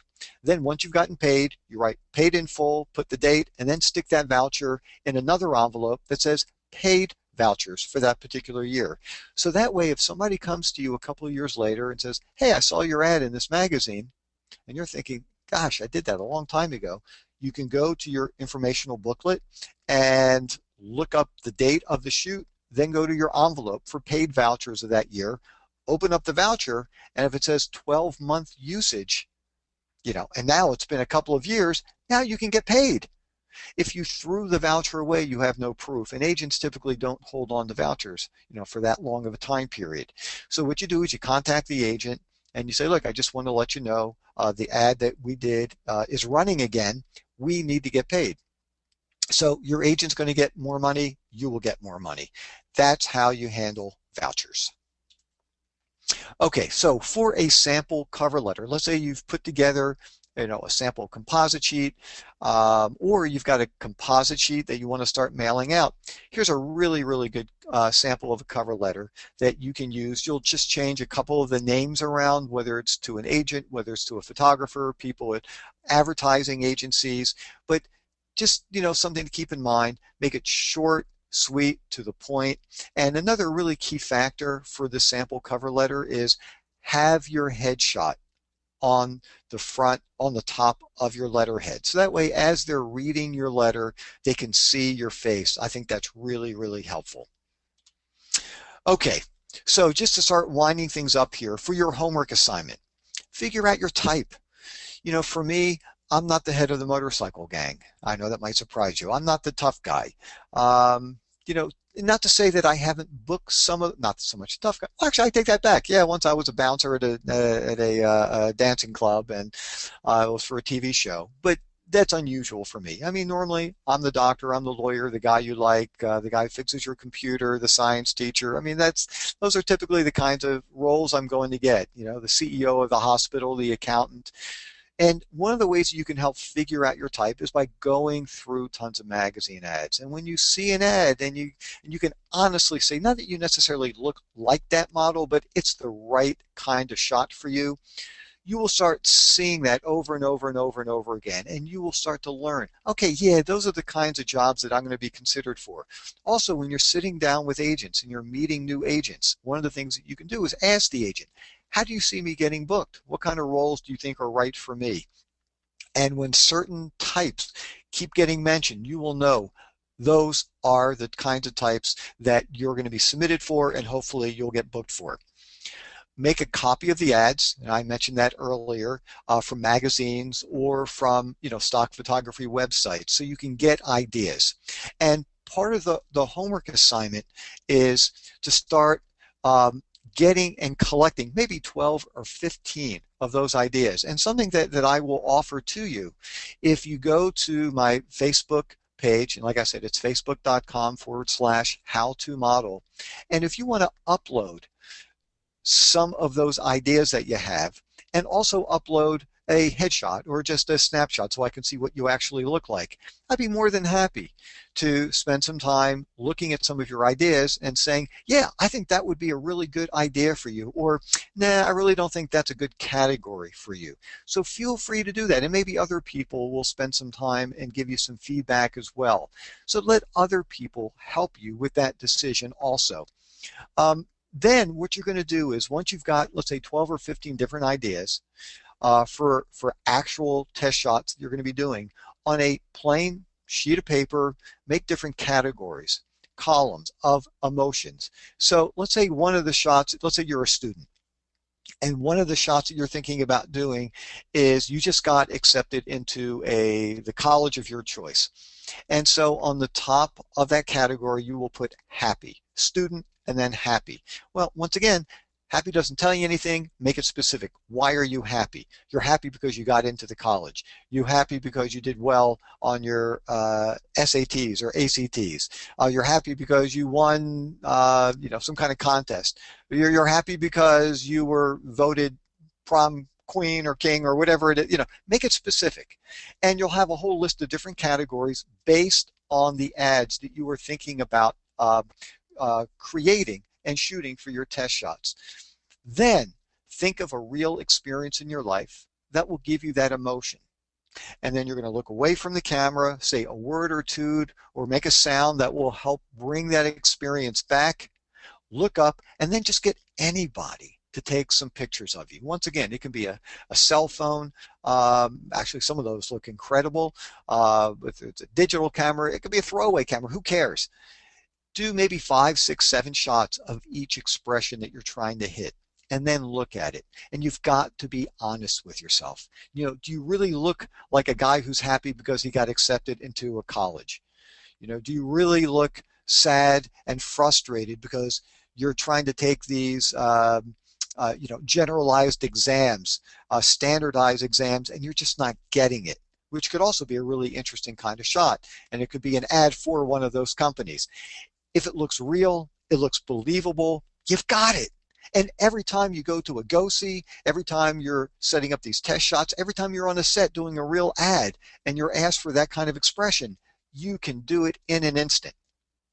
And if it doesn't really look real to you and you kind of look like you're posing for the camera, it's not all that believable, then maybe you have to change the experience. Maybe you have to tweak things a little bit. Think of something else. That is how you practice this. This is how you can get the right expressions and emotions. And so that way, when you're actually setting up these test shots, you can just run through it, and you don't have to have the photographer kind of force feed you the little different expressions that you have to pull off. Then what you're going to do is create a sample composite sheet. And like I said earlier, it's a great way to test out your ideas. So take 3 or 4 or 5 shots, whatever it is, go to a local printer, put it all on one sheet of paper, and start showing it to agents.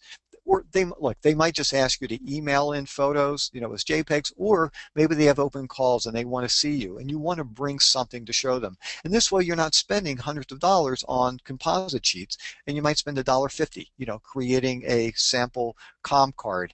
And if they love the shots, then you spend the money and print a composite sheet. If they don't like the shot, they like you, but they just don't like the shots, then you can go back and retweak them, come up with different ideas, and that way it was a smart business move. You didn't invest a whole lot of money into it, and then you can, make sure you get the kinds of photos that the agent really likes. And the next thing is start beginning contacting agents, and you will have the photos so that when you do meet with an agent, they can see what you look like. Because looking at you in person is one thing, seeing what you look like photographed is very different. And that's why whenever you do meet with an agent, you want to bring them some photos. So basically, that's what I wanted to share with you today, of learning how to come up with the right ideas to create really strong commercial photos. Then next, start practicing putting the right expressions and the emotions together to help make these shots look real. You will be coming up with the right wardrobe to make sure that nothing stands out, that all of the wardrobe that you are wearing really enhances the look but doesn't draw any attention to it. Go out and find a location, to do these shots. Sometimes you can shoot in the photographer's studio. Sometimes you want to go out to make the shot look like a real ad. And then start putting together either a mock or a sample composite sheet, or actually go out and create an actual composite sheet and start meeting with agents. And that is how you can really kickstart your commercial modeling work and really go out and give yourself your best chance for getting jobs. And don't forget, as you're going through this process, I'm more than happy to try to help you with this. So if you do have some ideas, place them on the Facebook page so I can see them and others can see them, and I'm more than happy to give you some feedback. So anyhow, Joel, if people are ready to ask some questions, I'm more than happy to do that now, and I hope this was real helpful to you guys. Fantastic. Well, thanks, Aaron. This has been incredibly helpful and great information. Once again, if you'd like to ask a question, our preference is that you'll raise your hand on the GoToMeeting control panel. Get out of your comfort zone and I'll unmute your microphone when you do that. You can talk live on the air and ask Aaron a question or two, or have a quick chat with him about any kind of clarification or questions you might have. Our second option is if you want to just type your question into the GoTo control panel area. You can go ahead and type it in there, and I can ask Aaron. I can be your spokesperson, be your voice, and ask Aaron on the air, and he can answer that question for you. So that's how you'll do it right there on your control panel. And if you do raise your hand and you'd like to be unmuted, just please make sure you're in a quiet area and you have some headphones in, or your speakers are turned down enough to where we're not going to get some feedback. So Aaron, I've got a couple people that have written in some questions, and I would like to ask you those now. Brooke from South Carolina writes in, I know headshots are always 8x10, but is there a specific size for a comp card? Oh, okay, that's a good question. Yeah, the interesting thing with comp cards, and by the way, there are three different names. It's comp cards, composite sheets, and on the west coast of the U.S., they call them Z cards. Typically, they are either 5x7, 6x8, but I've seen composite sheets that were actually 8x10. The way that it used to work is you wanted to make them small enough, typically like 5x7, so that they would fit into the bins on the walls of the agents. So that way, when a phone call came in about a go-see or a possible casting, sometimes the agents would just go over to the walls, pull out the comp cards, send them out. But today, that's not really all that crucial. I mean, some agents absolutely still have the bins, so your card does need to fit into those bins, so it can't be too large, but so much is being done electronically today that it's not as crucial. So like I said, the typical size, could be 5x7, 6x8, but the best thing to do is before you print your composite sheet, if you do have an agent, ask your agent if the size really is a factor. Okay, great. Shanika asks, do you suggest mailing the cover letter and resume along with a business card that has your photos on in opposed to buying comp cards right away? So do you suggest mailing the cover letter and resume along with business card that has your photos opposed to buying comp cards right away, I guess is the question. Okay. Yeah. Well, I guess part of it will depend on who you're trying to contact. If you've got the photos And let's say you want to submit yourself to an agent. On a business card, the photos are going to be very small and they're going to be hard to see. And I've done this before where when I was sending out a mailing, this wasn't so much to find an agent, it was really a way of marketing to kind of stay in touch with the agents and the photographers and the people at advertising agencies. What I did was on a regular sheet of paper on my letterhead, I had about 4 or 5 photos on the corners, and they were big enough that they were very clearly visible. And I think that would have a much greater impact than putting them on a business card, because on a business card, it's going to be really, really tiny. And so you can do it one of two ways. You can have the photos right on your letter that you're going to be sending out, or if you wanted to just write a cover letter and then send a sample um, comp card in as well. But if you got maybe just 3 or 4 shots and you can make them big enough, maybe just put them all on the same cover letter, and that way they can see your photos as they're reading your letter. Fantastic. All right. Kim from Australia says, is it okay to have friends or family members in my test shots? That's interesting. Um, well, I've got a couple of different thoughts about that. And by the way, I love Australia. I got to tell you, I've done a couple of workshops in Sydney, and it's a great country. And I could it's kind of like, it's a very, very different kind of environment, and love to go back sometime in the near future and actually bring my whole family. I love to spend time traveling, which I didn't get a chance to do. But anyhow, aside from that, here's the tricky thing with working with friends and family members. Sometimes what happens is because friends and family might not be experienced, they might not have practiced at all. Sometimes I've seen people's composite sheets where the model looks great, but the friends and the family members, they might be, good-looking people, but they're just not used to working with photographers and they look kind of stiff and uncomfortable, which makes the whole shot look bad. The other thing that can happen is sometimes the model is so concerned about whether her friends or family are able to pull it off and really make the shot look interesting. They wind up looking fine, but the model is so distracted that it just doesn't work real well. So here's a suggestion. If you want to do a shot with friends or family, then practice. With today's technology, it's so easy to do, and just get a third person, to use their cell phone and share this technique with them and practice it with them. And if it looks like the shot looks great and, everybody looks believable, then absolutely. Or the other thing that you can always do is if you are working with an agent, and this is another good way of staying in touch with your agent, maybe you could say, look, I want to do a shot, and I'm just throwing out an idea, where you're in the right age category where you could be getting married. So maybe you can ask your agent, hey, do you have, let's say, you're a woman and you want to find a male model who can do this shot with you where that person, that guy is proposing to you. So then maybe your agent will say, yeah, actually, I do know a couple of people who would be interested. And then you could do a relationship shot with another model, somebody hopefully is experienced, somebody who can really do a great job with it. And that way, basically, you're not going to pay the model. You're going to work out a deal where, you both can use the shot for your next portfolio. And it's a good way of letting your agent know that you're interested in updating your photos, that you're really interested in your career, and it will put you in contact with another model that maybe you hadn't met before. And maybe that model would want to do another shot with you.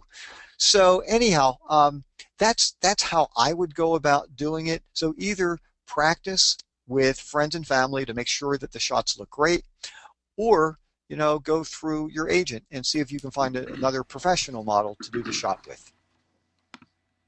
Fantastic. So Alan asks an interesting question from San Jose. If I have an idea to shoot in a store, do I need to get permission from the owners or just go in quickly and do the shot? Yeah, doing guerrilla photographer, sometimes they call it like guerrilla photography.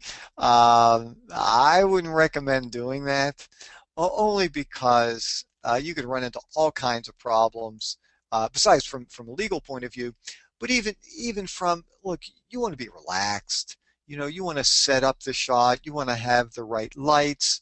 You want to make sure that the angles are good. And if you just go in there on the fly and just try to snap some pictures really quickly, you're probably going to be just incredibly rushed and not look as good as you possibly could. Something I just thought of that maybe you could do is, if you speak to the owner of a store, let's say, and I'm just throwing this out, let's say it's a coffee shop, and you're thinking that's like the perfect place because you want to do a shot where you're sitting on your laptop and you're doing some kind of business deal, and you're a business person. Maybe what you could do is this: speak to the store owner and say to the store owner, hey, look, I would love to come in and do a shot at your place. And you could even, show an example of what the shot's going to look like. Maybe you saw something else that you made a copy of, or just explain it, to the owner, and maybe work out a deal. You'd have to work this deal out with the photographer as well. Tell you what, if you let me come in here and do this shot, I will let you use this shot to help promote your store. And once again, the photographer has to be okay with this also. But it would be a great win-win-win situation where, especially if it's a photographer who's just getting started, it would be helpful for his or her portfolio. It would be good for you and good for the store. And if the shot works well for advertising, maybe they would want to hire you for an actual ad in the future. But the other thing that's nice when you do have permission, maybe you could find a time where it's less busy, you're not going to have as much commotion, you'll find a corner in an area where you can just, set it off to the side where you're not going to be interrupted with other customers. And so I would highly recommend sitting down, talking with an owner, getting permission, and not just, jumping into a place and doing a shot real quickly. Okay, fantastic. There are a few more questions here. Ginger in Minnesota says, when you talked about using props and photos to make the shots look like real ads, are there problems with using products with their logos showing? Oh, yeah, absolutely. And I'm glad you brought that up because I forgot to mention that earlier. The problem, and I've seen some people do this where they might be holding, a can of a, certain soft drink, and they're thinking, oh, well, maybe people will think I really did a national ad campaign for this company. And maybe people will, and that could be a problem for a couple of reasons. One is you didn't get permission to use their logo or brand name in the shot. The other thing too is, if that is on your composite sheet and people are thinking, because it's a great shot, looks like an ad, problem is you could be cut out of doing an ad for any competitor of that company. Now, it's one thing if you actually did an ad for that company and then you're using it on your composite sheet. That's fine. But if it's not, why cut yourself out of working for a competitor? So if you're going to be using a product and there is a logo or brand name on the product, just turn it in a way so that you can't see the logo or brand name. And that holds true for your wardrobe as well. You don't want to have a brand name on a shirt, a sweater, or a jacket or something like that, because that could potentially cost you work in the future. And there are easy ways that you can cover things up. But like I said earlier, just in general, make sure your wardrobe really doesn't stand out. And that holds true with locations as well. Sometimes people want to do this shot with this beautiful background. And when I've looked at people's cards, if I'm doing, a private session with somebody and they're showing me some of their ideas, things that they've done, and sometimes I look at these photos and the background is beautiful, these gorgeous flowers and trees and mountains and waterfalls and things like that. And that's the problem, because I'm looking at other things besides them. So yeah, always, if you can, use props, but don't use logos or brand names in the shots. All right, fantastic. Diana has raised her hand, so she wants to talk on the air live with us. Diana, congratulations for stepping out of your comfort zone to talk with us. I'm going to go ahead and unmute you in just a moment here. Could you just make sure you're in a quiet area? And I'm going to go ahead and do that now. So I'm going to go ahead and unmute Diana. Hi, Diana. How are you? Can you hear us okay? You might have to make sure your mic and speakers are turned on for your computer. I've unmuted you and I can't hear you yet, but I'll give you a minute or two to see if you can get that corrected. Let's go ahead and I'm going to go ahead and mute you again real quick. Go ahead and work on that, Diana. Oh, wait. I think we might hear you. I don't know. Coming through a little rough. I'll tell you what, Diana. Let me ask Aaron another question that someone else has written in, and just make sure that's ready to go. And whenever I come back from that question, we'll go ahead and unmute you again. Um, Or Joe, I was just going to say, or if or she would like to just type it in, that way certainly, you'll have it just in case there's a problem with the sound. absolutely, she could type that in too. So if you would type that in, Diana, and then if I unmute you again after the next question, and we still can't hear you, we can at least read it over the air. But thanks for stepping up to the plate there and coming on board. This is from, I believe I'm pronouncing this right, Taryn. She's from Chicago. And Aaron, the question is, do you think it's helpful to use websites like Craigslist to find modeling jobs or to find photographers to test with? Oh, okay. Um, I can tell you, I mean, I haven't gone that route. I mean, certainly I can't use it for acting jobs because it's rare, if at all, where there are union acting jobs on places like Craigslist. But I have to say, I do know some people who have gotten jobs, both acting and modeling, through those types of places. And I mentioned something about this earlier when you're working with students. Um, Look, you can't be too careful today, and if you do, go there. And as a matter of fact, I'm pretty sure they even have a section, and it might be called gigs. But you can also just probably do a search for, acting and modeling, and you will find people who post there. And sometimes they're trying to find local people. Sometimes they're trying to find people very quickly. Sometimes they don't know of, agents in the area to go through. Or I can also tell you, maybe they're thinking they can pay the talent less than if they went through an agent. There are a whole variety of reasons why people might go that route as opposed to going through an agency. But in either case, I know people who've gotten some really good jobs by doing that. But I just want to re-emphasize, you can't be too careful.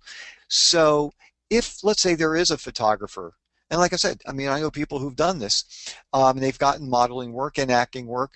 If it's a photographer who is, holding a casting, what I would do is, without a doubt, I would go to the photographer's website, check the website out very carefully. And if it's a photographer who doesn't have a website, don't even consider them, because I don't know of any photographer that you would want to shoot with who doesn't have a website. Look at their work, make sure these are the kinds of photographs that you are comfortable with, and see the types of things they've done, whether they've done any ads, because sometimes they will list, and show some of the ads on the website. Uh, I would even make sure, the phone number is accurate, when you call, the person really answers. And if all that stuff checks out, everything looks good, once again, bring somebody to the job with you, or even if it's just a go-see. And if there's any photographer that would say to you, nah, I'm really sorry, I just can't have other people around for this session, I wouldn't consider working with them. Look, it's one thing if you're shooting on a set and the photographer says, hey, look, I really don't want other people on the set. They can stay right outside, the door. I mean, that's fine. But if you're going out on location and somebody says, nah, I really don't want other people around, uh, that would send off a lot of signals to me that would make me very uncomfortable. So absolutely, check out all kinds of places for jobs and check them out very carefully. And I would also bring somebody with you. And just once again, a little bit of a side note, if you have an agent and you are marketing yourself and you're trying to get some work on your own, I would still send the job through your agent, and it's well worth it to you and this is assuming that you don't have an exclusive contract. If you have an exclusive contract with your agent, that means all work that you get has to go through that agent. If that's how the contract reads, then there's no question. You can still do your marketing, but send it through your agent. But if it's not an exclusive contract, I would try to get the work on my own and still send it through my agent, because my agent can check the person out carefully. The agent will know what to charge, and there'll be a greater chance that, number one, you'll get paid, and two, that it's a legitimate kind of booking. All right, thank you very much, Taryn, for that question. It looks like I don't know if Diana, she lowered her hand, so maybe she was having some trouble getting her file, or excuse me, her audio working, and she didn't write in. So Diana, if you want to go ahead and just email Aaron at Aaron, Aaron, at howtomodel.com, your question. Obviously, he can answer that right via email, or you can also go over to the Facebook page, facebook.com/howtomodel, and ask your question there. We'll be able to answer it. Aaron, I want to ask one more question from Juliet from Toronto, and then I wanted to ask if you'd wrap us up, and then I'll close out with saying a few last things, just some housekeeping things and some other cool things I wanted to say. So I'm going to ask one more question here from Juliet from Toronto, Canada. A Canadian on board, which is awesome. She says, you mentioned creating a sample composite sheet. What information needs to be on the sample composite? Okay, good. Well, the most important thing is your name. People have to know who you are. And the second most important thing is a way for people to contact you. So there are a variety of different ways that people do that. Some people will just have, their home phone. Some people prefer not to give out their home phone and will just put a cell phone number on there. And the other thing that some people have done, where they don't want to give out either of those two pieces of information, you can go to google.com/voice. I believe that is the website address, google.com/voice. And you can actually get choose a phone number free. And you have to fill out a little bit of information, put in a zip code, and you'll get a variety of phone numbers, and you pick one. And basically what will happen is, when somebody calls that number that you have gotten, and it's all free, that will forward to any phone that you want it to forward to. So if you want it to go to your cell phone, you can go that way. And so that way, the other thing that's really cool about that is, if you don't answer it, I believe that the message is left in a text format.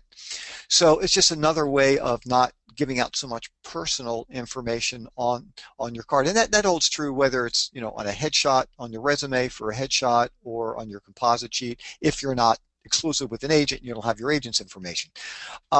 So definitely a name, some kind of contact information, maybe an email address. And once again, make it specific for you.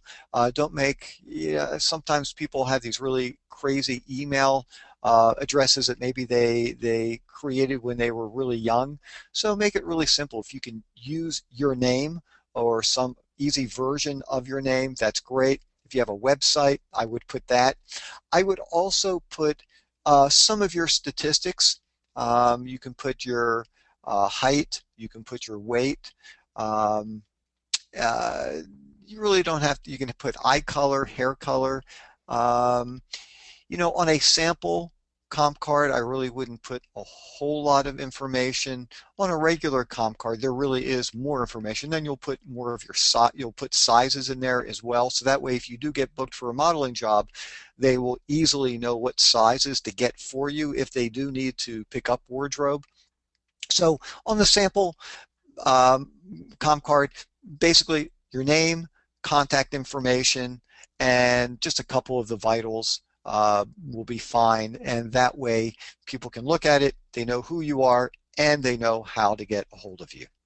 Basically what I like to do, just to kind of wind things up, is to say, look, for those of you who've always thought about seeing yourself as a model, and I know a lot of times people think, well, I've gotten too old, or I've got a full-time job, I can't do this on a full-time basis, or my body's not perfect enough. And so let me just tell you, in the commercial modeling world, as you saw in all the samples that I showed you, there are all different types, different kinds of looks. And I can also tell you that most people do this on a part-time basis. Most people I know have full-time jobs, or they're full-time students. And instead of dreaming and thinking about doing this stuff, go out there and give it a shot. The absolute worst thing that can happen is that you don't get an agent, that you don't get bookings. And you know what? If for whatever reason that doesn't happen, but you've done everything that you possibly could do, then that's easy to put put on the side. I mean, I know, like, for me, when I first decided that I was ready to try New York, there were a lot of people who discouraged me, and I just felt, even if I couldn't get an agent up there, even if I couldn't get any bookings up there, I knew that if I didn't try it, it would haunt me for the rest of my life, and I could deal with not reaching the goals that I had. What I couldn't deal with is not giving it a shot. And so, I was very fortunate, and I did find an agent right away, and I started working pretty early on as soon as I got into New York. And so the important thing is, this doesn't have to be done overnight. Take your time, do your homework, really test out these ideas, really practice showing different expressions and emotions. Spend some time putting together these photos and show them to agents and see what happens. And also, just so that um, at the end of this workshop, it's not like we're done forever here. You've got my Facebook page. Keep me updated. Let me see what you're doing. If you're running into any issues, send me a note, and I'm more than happy to get back in touch with you and try to give you some advice. Maybe other people on the page can do that as well. So just to really end this, I just want to say congratulations to all of you. Look, I mean, look at the step that you've taken. You spent a couple of hours here with me, really learning how to do this. I think it's really incredible, and I just want to say I have so much respect for what you're doing. You're really giving this thing a shot. So I just want to say congratulations. Enjoy the journey, enjoy the process, and hopefully, you'll get a chance to meet with an agent. You'll get a chance to be attending a go-see. You'll get an opportunity to be on a set and see yourself, in a publication or in an ad. So anyhow, I had a great time doing this, and I can't wait to talk with you again soon.